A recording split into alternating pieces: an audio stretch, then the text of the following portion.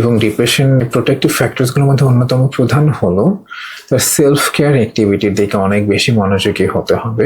দারুণভাবে তাকে একটা সেলফ কেয়ারের পুরো ডাইমেনশনগুলোকে বুঝে তার শারীরিক সেলফ কেয়ার, তার ইমোশনাল সেলফ কেয়ার, তার সাইকোলজিক্যাল সেলফ কেয়ার, তার সোশ্যাল সেলফ কেয়ার, তার relationship self care, professional self care এবং ওভারঅল একটা ব্যালেন্স ইস্টাবলিশের পুরো জায়গাটাকে জেনে এই সেলফ কেয়ারটা প্রপারলি অ্যারেঞ্জ করা যেতে পারে, যেটা অনেক বেশি পজিটিভ প্রোটেক্টিভ ফ্যাক্টর হিসেবে কিন্তু মানুষের জন্য কাজ করতে পারে। পার্টিকুলারলি খুব সুন্দর একটা ডিসিপ্লিন লাইফে আসার জন্য একটা খুব সুন্দর রুটিন থাকতে পারে এবং ওই রুটিন লাইফটা একটা পার্টিকুলারলি সে প্রত্যেকটা স্টেজ এসে সে হয়তো তার মুডটাকে রেগুলেট করার জন্য সেলফ কেয়ার অ্যাক্টিভিটি করছে, সে কিছুক্ষণ তার মনটাকে শান্ত করার জন্য কোনো অ্যাক্টিভিটি করছে, তার নিজেকে ভালোবাসছে, প্রত্যেকটা সেলফ কেয়ার জায়গাটাতে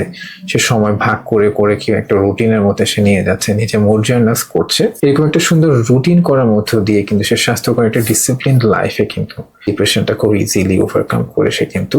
নিজেকে নিজে সাহায্য করতে পারে।